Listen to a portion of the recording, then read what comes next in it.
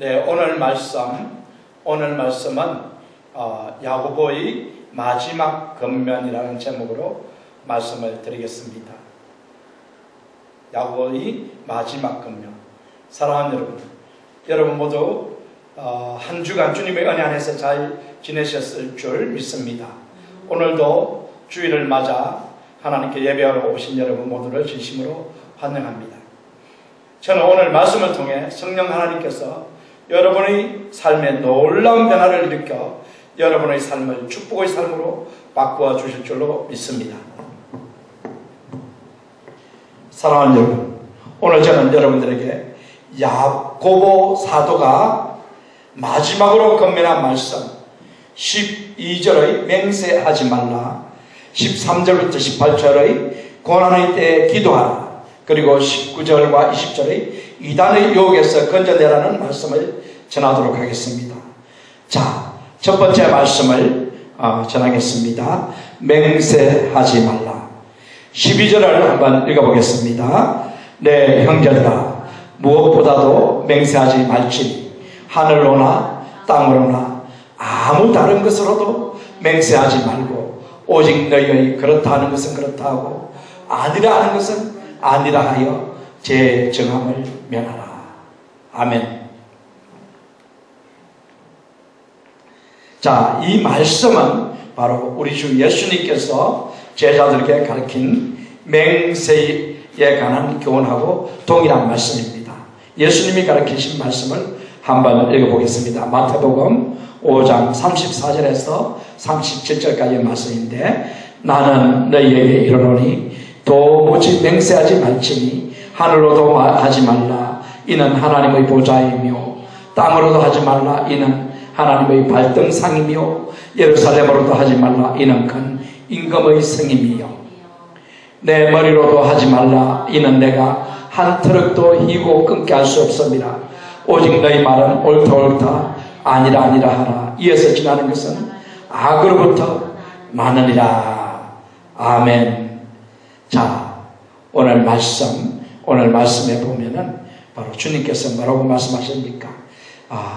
맹세하는 것은 악으로부터 나는 것이다. 그러므로 맹세하지 말아야 한다고 말씀하셨는데, 왜 주님께서 맹세하는 것이 악으로부터 나는 것이라고 말씀하셨을까요? 세 가지 이유가 있습니다. 그러므로 우리가 맹세하지 말아야 할 이유 세 가지를 제가 지금부터 말씀드리겠습니다. 첫 번째는, 맹세는 하나님보다 자신을 더 높이는 교만한 행위이기 때문에 맹세하지 말아야 합니다. 맹세는 하나님보다 자신을 더 높이는 교만한 행위이기 때문에 맹세하지 말아야 합니다.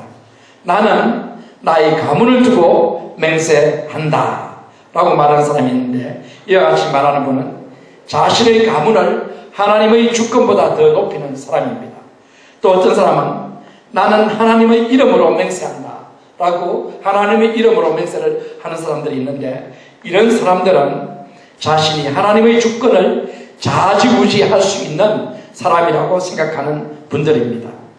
또 우리는 간혹 만약에 내가 그 일을 하면 나는 내 손에 장을 찢을 것이라고 말을 하는 사람이 있습니다. 이런 사람들은 자신의 생각이 났듯이 하나님의 주권 위에 있다고 역시 말하고 있는 사람입니다. 자, 그러므로 맹세는 하나님의 주권보다 자신의 뜻을, 자신을 더 높이는 교만한 행위이기 때문에 맹세를 하지 말아야 한다는 것을 주님께서 이 시간 말씀하십니다. 자, 둘째로 왜 맹세하지 말아야 할까요? 둘째로 맹세하지 말아야 하는 이유는, 맹세는 거짓말을 듣기 위한 수단으로서 사용되기 때문입니다. 맹세는 거짓을 감추는 수단이기 때문에 맹세하지 말아야 합니다. 내가 맹세하건대 나는 그런 사람이 아니야. 내가 맹세하건대 나는 그 일을 안 했어. 내가 맹세하건대 해가 서쪽에서 뜨는 한이 있어도 나는 그런 말을 한 적이 없어. 많은 사람들이 이와 같이 자신의 거짓이나 위선을 감추기 위해서 맹세를 합니다. 그러므로 주님께서 맹세하지 말라고 가르치신 것 같이 야고보서도 역시 맹세하지 말라고 우리에게 가르치십니다. 자, 셋째로 맹세하지 말아야 하는 이유는 뭐냐면, 맹세는 무슨 결과를 초래하기 때문입니다. 맹세가 무슨 결과를 가져옵니다. 하나님에게 하는 맹세, 그것은 곧 서원인데 이 서원 기도는 하나님과의 약속입니다. 그래서 서원은 반드시 지켜야 하는 것입니다. 그러므로 서원을 함부로 하여 무슨 결과를 초래한 사람이 있는데 그가 누구일까요? 그는 바로 입다입니다. 입다는 하나님께서 이스라엘을 미디안으로부터 구원해 주시는, 그가 성령의 멸류관을 쓰고 집으로 개선할 때 자신의 집에서 가장 먼저 자신을 반기러 나오는 사람이 누구이든지 간에 그를 번제로 하나님께 드리겠다라고 서원을 했습니다. 입다가 미디안과의 전쟁에서 승리를 하고 집에 돌아왔을 때 자신을 가장 먼저 맞아준 사람이 누구입니까? 그 맞아준 사람은 바로 무남동녀 사랑하는 딸이 그를 맞으러 나왔습니다.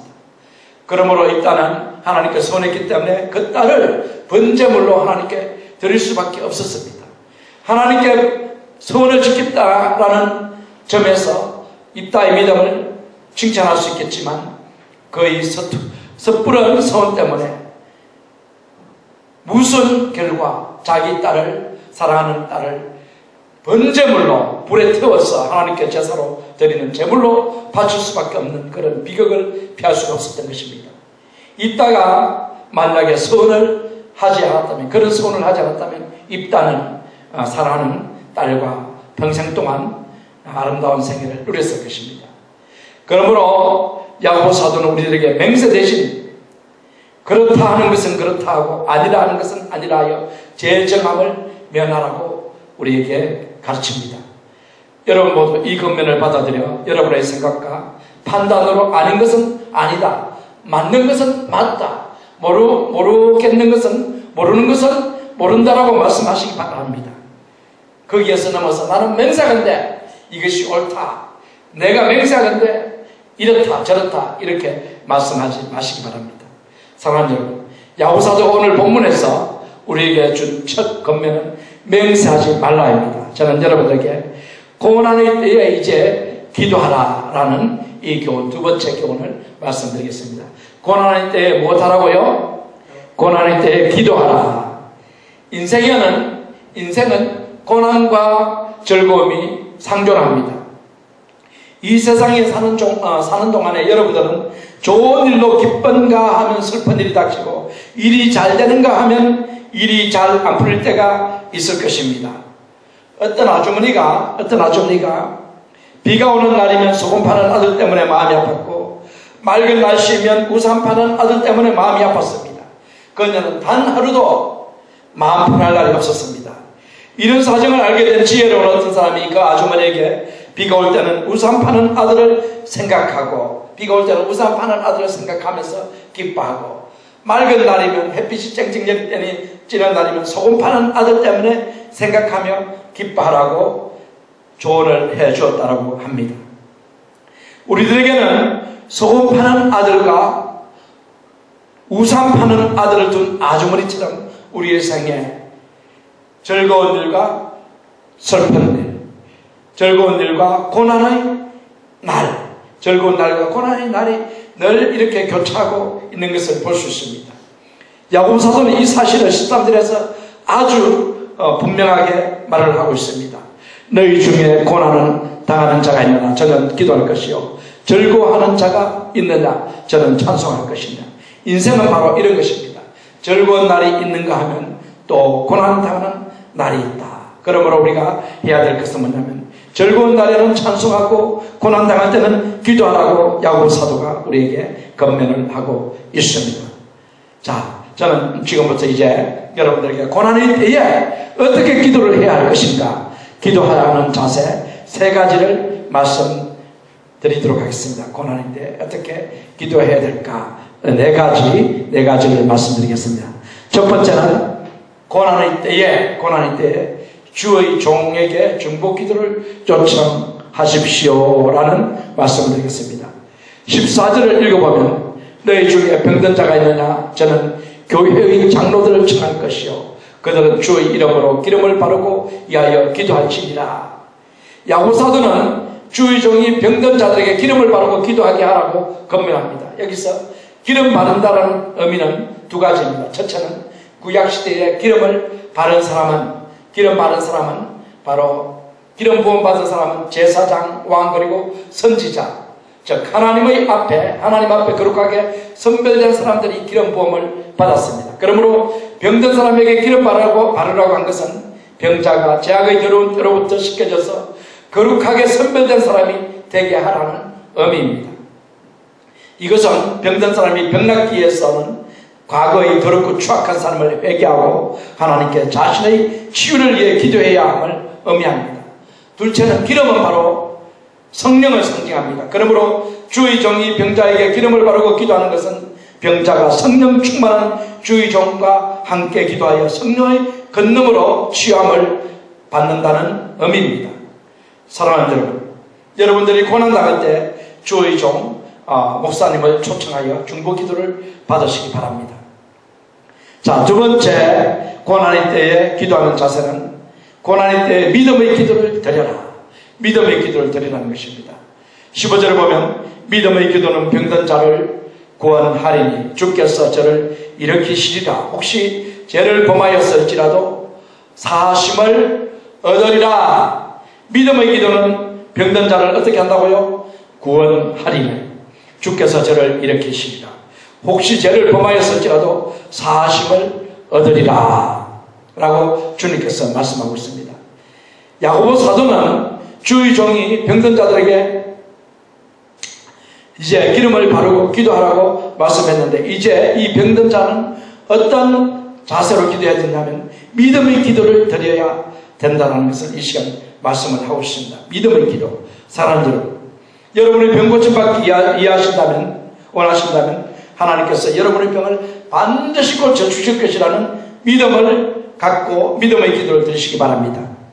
주님께서 병자들이 믿음을 가지고 주님께 나왔을 때 그들의 믿음대로 그들의 병을 다 고쳐주신 사실을 여러분 모두 분명히 기억하시기 바랍니다. 주님은 믿음의 기도를 반드시 들어주십니다. 마가복음 10장 52절에는 주님을 믿는 믿음으로 눈을 뜬 소경 바디메오의 이야기가 기록이 되어 있고, 누가복음 17장 19절에는 믿음으로 불치병인 나병을 앓고 있는 환자가 믿음으로 주님께 강구했을 때 치유함을 받은 사건이 기록되어 있습니다. 주님께서 그들의 믿음을 보고 내 믿음이 너를 구원하였도다 라고 말씀하셨을 때 그들이 다 고침을 받았습니다. 사랑하는 여러분, 여러분들이 고난 중에 계시다면 믿음의 기도를 드리십시오. 혹시 병으로 고통당하는 분들이 이 자리에 계시다면 믿음의 기도를 드리시기 바랍니다. 주 하나님께서 여러분의 믿음대로 여러분을 고난에서 구원해 주실 것이며 질병으로부터 여러분들을 건져 주실 것입니다. 마태복음 21장 22절에 보면 너희가 기도할 때 무엇이든지 믿고 구하는 것은 다 받으리라고 말씀하시고, 마태복음 17장 20절에 보면 믿음이 적은 영혼이라 진실로 너희에게 이르노니 너희가 만일 믿음이 한 겨자씨만큼만 있으면 이 산을 명하여 여기서 저기로 옮기라 하여도 옮길 것이요 또 너희가 못할 것이 없느니라. 주님이 변화산에 올라갔을 때 남은 제자들이 한 청년 어떤 사람의 아들을 빙 둘러싸고 기도를 했지만 이 아이의 간질병 또 귀신 들린 것이 떠나지 않고 이 아이가 치유함을 받지 않았습니다. 그러나 주님께서 내려오셔서 이 아이에게 귀신이 떠나도록 명령을 단 한마디 했을 때 귀신이 떠나고 간질병이 치유함을 받았습니다. 이것을 본 제자들이 밤에 물어봅니다. 우리는 왜 기도했는데 이 아이를 고치지 못하고 주님은 말씀 한마디로 고치셨습니까? 이렇게 물었을 때 주님께서 말씀하십니다. 너희 믿음이 적은 영혼이라. 믿음이 적은 영혼, 믿음이 없어서 그렇다는 것이죠. 그래서 주님께서 말씀하십니다. 만일 너희가 겨자씨만한 믿음만 있으면 이 산을 명하여 여기서 저기로 옮기라 해도 옮길 것이요 또 너희가 못할 것이 없느냐. 너희가 믿음이 있으면 어떤 일도 다 이룰 수 있다라고 주님께서 이 시간 말씀하신 것입니다. 여러분, 이 주님의 말씀을 믿으시기 바랍니다. 믿음의 기도를 드리면 이 고난에서 구원을 받을 수 있다는 것을 주님께서 이 시간 말씀하고 있습니다. 세 번째로는 고난의 때에 회개의 기도를 드리십시오. repentance. 회개의 기도를 드리라 라고 주님께서 말씀하십니다. 16절에 보면 이러므로 너희 죄를 서로 구하며 병 낫기를 위하여 서로 기도하라. 의인의 간구는 역사하는 힘이 많으니라. 죄를 서로 구하며 병 낫기를 위해서 서로 기도하라. 또 야고보 사도는 의인의 간구는 역사하는 힘이 많다라고 말씀하고 있습니다. 그러므로 우리들이 참 병 낫기를 원한다면, 또 고난에서 구원받기를 원한다면 우리가 죄를 먼저 회개해야 됩니다. 죄를 회개하고 주 예수 이름으로 하나님께서 주시는 죄 용서함을 받고 우리가 간구할 때 우리는 의인의 기도를 드릴 수 있으며 우리의 기도에 주님께서 크게 역사하여 병을 고쳐주실 것입니다. 고난의 소리를 고쳐주실 것입니다. 사랑하는 여러분, 사랑하는 여러분, 요한일서 1장 9절에 보시면 우리가 죄를 고백했을 때, 하나님께 죄를 고백했을 때 우리가 지은 모든 죄를 사하시고 우리를 불의에서 깨끗게 하시고 우리를 다 용서해 주신다라고 말씀을 기록해 놓았습니다. 그러므로 우리는 하나님 앞에 지은 죄, 우리가 형제 자매님들께 지은 죄, 이 모든 죄를 하나님께 고백하고 회개 기도를 하고 해결을 할 때 주님께서는 우리를 용서하시고 의로운 자로 인정하여 주시고 우리가 기도하는 기도를 다 들어주신다는 것을 기억하시기 바랍니다. 성경은 계속해서 회개 기도의 중요성을 강조합니다. 이사야 59장 1절과 2절에 보면 여호와의 손이 짧아 구원치 못하심도 아니요 귀가 둔하여 듣지 못하심도 아니라 오직 너희 죄악이 너희와 너희 하나님 사이를 엮고 너희 죄가 그 얼굴을 가리워서 너희를 듣지 않으시게 함이니. 바로 죄가 누구를 가로막냐면 우리와 하나님과의 관계를 가로막는다라고 주님께서 이 시간 말씀을 하고 있습니다. 그러므로 우리가 기도해도 응답받지 못할 수가 있는데 그것은 바로 죄가 하나님과의 관계를 가로막기 때문에 기도 응답을 받을 수 없다. 그래서 우리 안에 있는 죄를 다 회개하고 하나님께 기도하면 하나님께서 응답해 주신다는 것을 여러분 기억하시기 바랍니다. 요한일서 3장 21절과 22절에도 보면 사랑하는 자들아 만일 우리 마음이 우리를 책망할 것이 없으면 하나님 앞에서 담대함을 얻고 무엇이든지 구하는 바를 그에게 받나니 이는 우리가 그의 계명들을 지키고 그 앞에서 기뻐하시는 것을 행함이라 라고 말씀을 하고 있습니다. 우리가 하나님 앞에 우리 마음에 책망할 것이 없으면 이것은 바로 뭐냐면 하나님께 죄를 다 회개하고 우리가 용서함을 받고 우리가 깨끗한 자로 다시 세움을 입었다면 이런 말씀입니다. 이런 상태가 되면 우리가 하나님께 무엇을 구하든지 다 얻을 수 있다라고 분명히 주님께서 말씀하십니다. 요한복음 16장 24절에서는 지금까지는 너희가 내 이름으로 아무것도 구하지 아니하였으나 구하라 그리하면 받으리니 예수 그리스도의 이름으로 우리가 무엇이든지 구하면 얻을 수 있다라고 이 시간 말씀하시는데 이것은 예수 그리스도의 대속 죽음을 믿어 제사받고 얻게 되어 기도하는 것이며 또한 정욕이 아니라 하나님의 뜻을 이루기 위해서 성령을 따라 구하라고 하신 말씀입니다. 사랑하는 여러분, 의인의 기도는 역사하는 힘이 많다는 것을 여러분 기억하시기 바랍니다. 그러므로 죄를 고백하고 예수 십자가의 공로에 의지하여 기도하시기 바랍니다. 그럼 주님께서 여러분의 기도에 반드시 응답해서 여러분을 고난으로부터 여러분을 병으로부터 구원해 주실 것입니다. 자, 네 번째, 고난의 때에 엘리야처럼 응답받는 기도를 드리라고 오늘 이 시간 주님께서 우리에게 말씀하십니다. 17절과 18절이죠. 엘리야는 우리와 성정이 같은 사람이로되 제가 간절히 비 오지 않기를 기도한 적 3년 6개월 동안 땅에 비가 아니었고 다시 기도한 적 하늘이 비를 주고 땅이 열매를 내었느니라. 야고보 사도는 엘리야는 우리와 성정이 같은 사람이로되라고 기록을 했습니다. 이것은 엘리야가 우리와 다른 특별한 사람이 아니라는 것을 이 시간 말씀하고 있습니다.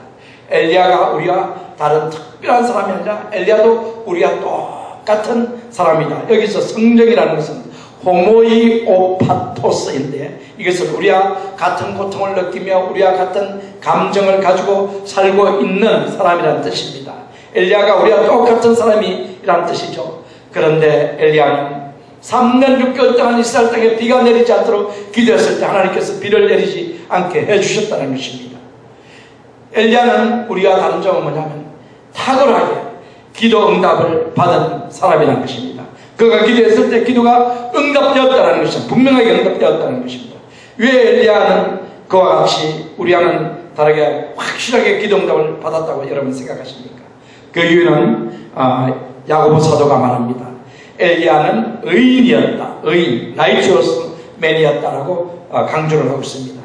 엘리야가 의로운 증거는 세 가지입니다. 첫째, 이스라엘 7대 왕인 아합이 시돈 나라의 공주 이세벨을 아내로 택하여서 맞은 결과 이스라엘 온 땅이 바알을 숭배하는 땅으로 변화되어서 많은 사람들이 바알을 숭배하고 하나님을 떠났습니다. 그러나 엘리야는 하나님을 떠나지 않고 하나님만을 섬긴 것으로 볼 때 엘리야는 의로운 사람이었습니다. 둘째로 하나님께서 항상 그와 함께 계셔서 그에게 말씀을 주셨습니다. 그것이 바로 엘리야가 의롭다는 증거입니다. 셋째는 하나님께서 엘리야의 기도에 응답해 주신 것이 그가 의로운 사람이라는 증거입니다. 이와 같이 의인의 기도를 하나님께서는 기뻐하시고 들어주신다는 것을 여러분 기억하시기 바랍니다.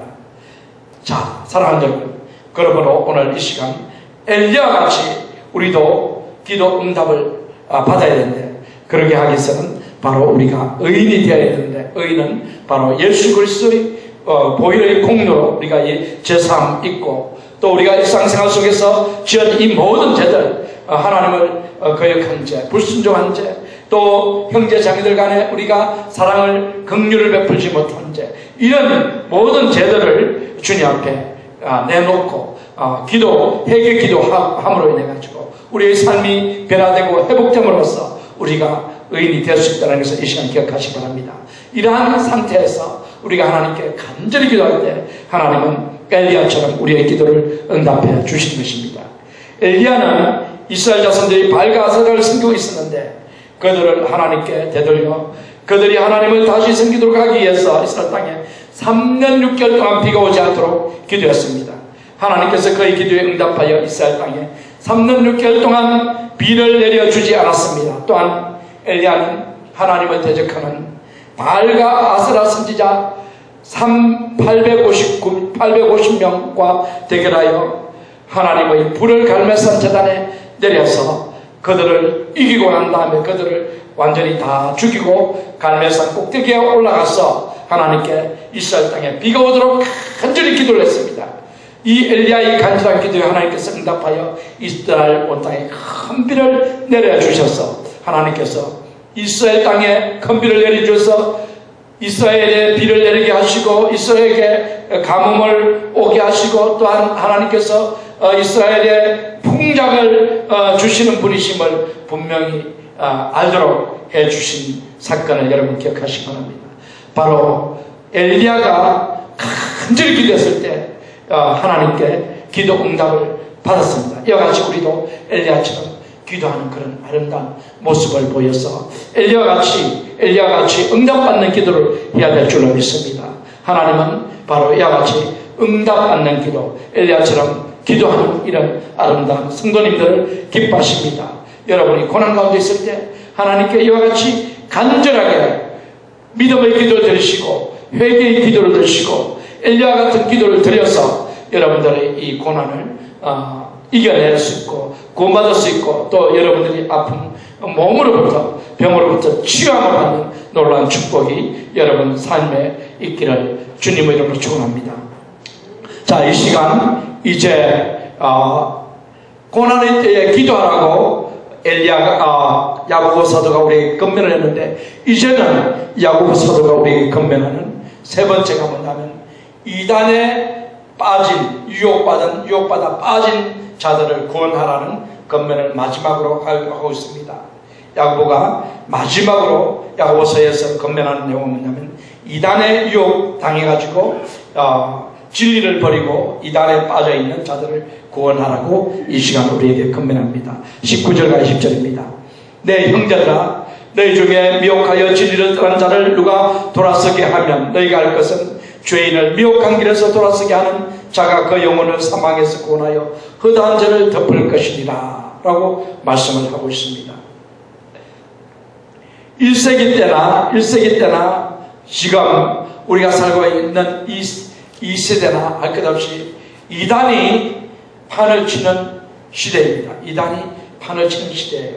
그래서 교회는 외부적으로는 핍박하는 자들 때문에 고통을 당하고 있고, 그 다음에 내부적으로는 이단 때문에 고통을 당하고 있습니다. 이단은 어떤 사람들이냐면 하나님의 진리를 버리고 자기들이 만들어낸 거짓 것을 가르치는 사람들이 바로 이단입니다. 이단의 특징을 말씀드리면, 그들은 예수님을 믿는다고 말하지만 그들이 믿고 가르치는 예수는 성경에 기록된 예수가 아니라 다른 예수입니다. 이단자들은 예수님의 신성과 예수님의 인성, 예수님은 사람이시면서 하나님이신데 이 신성을 부인하든지 인성을 부인하든지 둘 중에 한 가지를 부인합니다. 또 어떤 이단은 지금 사회와 교회에 큰 문제를 만들어내고 있는 신천지와 같은 그런 존재들입니다. 신천지와 같은 그런 존재들인데, 이런 존재들은 그들의 교주를 재림 예수라고 주장하면서 그 교주를 신봉하도록 믿도록 이렇게 가르치는 이단입니다. 이런 이단들 주의해야 되고, 또 요즘 또 이단들의 특징 중에 한 가지는 뭐냐면, 이단들의 특징 중에 한 가지는 뭐냐 하면 예수님 대신 공산주의를 신봉하는 좌경화된 교회와 성직자들입니다. 공산주의를 믿도록 가르치는 교회들이 바로 이단입니다. 요즘에 그런 교회들이 많이 있습니다. 공산주의, 남미에 그런 교회들 많았고요. 그래서 남미가 저렇게 피폐해졌고, 그 다음에 우리 한국에도 그런 교회들이 참 많이 있습니다. 성공의 그런 쪽에 많은 신부들이 거기에 관련되어 있습니다. 바로 뭐냐면 이런 사람들이 이단입니다. 공산주의를 신봉합니다. 공산주의. 예수님을 믿어야 되는데 어떻게 김일성을 좋아하고 이런 김정일을 좋아하고 김정은을 좋아할 수 있습니까? 공산주의자를 좋아할 수 있습니까? 이런 사람들은 전부 다 이단입니다. 그래서 이런 사람들이 바로 뭐냐면은 교회를 괴롭히고 교회를 파괴하고 있습니다. 성도들을 빼앗아가고, 그래서 이런 빼앗아간 성도님들을 우리가 구출해내야 됩니다. 사랑하는 여러분, 예수님을 믿지 않는 불신자들은 모두 죄 때문에 영혼이 죽은 자들입니다. 그러므로 그들은 이브리서 9장 27절 말씀처럼 죽어 하나님의 심판을 받아 영원한 형벌, 즉 영원히 꺼지지 않는 유황불모 지옥에 던져져 영원토록 고통을 받을 것입니다. 또 한편으로는 이단에 빠져서 진리이신 예수님을 버리고 다른 것들을 신봉하는 교회에 있는 사람들, 이단자들, 이런 사람들도 역시 예수님을 믿지 않기 때문에 지옥 불못에 던져지는 형벌을 받아야 합니다. 그러므로 우리가 이 이단에 빠진 형제 자매들을 구원해내야 됩니다. 예수님을 믿다가 이단에 빠진 사람들이 많이 있는데 이런 사람들을 구원해내라고 오늘 야고보 사도가 권면을 하고 있습니다. 이런 사람들을 구원해내면 그들을 구원하여서 생명을 건지고 영생을 얻게 할 뿐만 아니라 그들의 많은 죄를 덮을 수 있다라고 이 시간 말씀하고 있습니다. 자, 사랑하는 여러분, 오늘 이 야고보 5장 마지막 부분에서 야고보 사도가 우리에게 세 가지를 권면을 하고 있습니다. 첫 번째 권면은 바로 뭐냐면 맹세하지 말라. 두 번째 권면은 고난의 때에 기도하라. 세 번째 권면은 이단에 유혹된 자들을 구원하라 라고 권면을 합니다. 사랑하는 여러분, 이 말씀이 여러분의 삶 속에 살아 역사하시기를 주님의 이름으로 축원합니다.